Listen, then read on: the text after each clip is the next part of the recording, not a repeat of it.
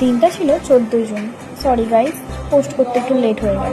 সকাল সকাল উঠে ফার্স্ট চুলটাকে বেঁধে নিচ্ছিলাম, তো তারপর বিছানায় বসে একটু রং ঢং করছিলাম। তারপরে চলে গেছিলাম সোজা বাথরুমে ফেস ওয়াশ করতে। তারপর ফেস ওয়াশ করে দেখছিলাম মুখটা কেমন গ্লো করছে গাইস। তারপরে কি রাস্তায় একটু বেরিয়ে দেখছিলাম ওয়েদারটা কেমন আছে। তারপর হঠাৎ দেখি ভাই মনটা খারাপ করে দাঁড়িয়ে আছে। দেখছি মা ওকে মেরেছে, তাই মনটা খারাপ, হাসতে বলে একটু হাসলো। তো তারপরে বলছিলাম একটু ভিডিও করি আয়। দিন রান্নাঘরে চলে গেছিলাম চা খেতে। চাটা খাচ্ছিলাম, খেতে খেতে ভাবছিলাম কী ভাবছিলাম নিজেও জানি না, সেটা আমার এখন মনে পড়ছে না যদিও কী ভাবছিলাম। তো তারপর একটু রং ঢং করে বেরিয়ে পড়লাম। তো বাঁকড়াহাটে আমার একটু কিছু কাজ ছিল, কাজটা ছেড়ে সোজা পেট্রোল পাম্পে চলে গিয়েছিলাম। এই ব্যক্তি নাকি স্কুটির তেল ভরার ট্যাঙ্কটা খুলতে পারছিল না, তো আমায় ডাকলো। তো তারপরে আমি গেছিলাম, গিয়ে স্কুটি নিয়ে আমরা দুজন মিলে বাড়ি চলে গেলাম। তো তারপরে বাড়ি এসে একটু ফোন দেখার জন্য বায়না করছিলো, ফোন দিয়ে দিলাম, কাজ ছিল। দেন আমি রেডি হয়ে যাচ্ছিলাম। রেডি হয়ে কোথায় যাবো দাঁড়াও, সেটা আমি বলছি পরে। তো তারপরে একটু রিলস বানিয়ে নিচ্ছিলাম আয়নাতে।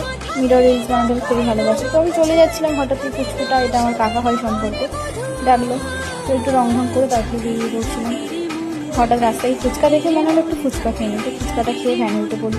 সোজা ভ্যানে উঠি, তারপরে কিছু কাজ সেরে বন্ধুরা যেতে সন্ধে হয়ে যায়। দেন তারপরে কোনো ভিডিও ক্লিপ নেওয়া হয়নি। দেন রেডি হয়ে গেছিলাম তাড়াতাড়ি করে।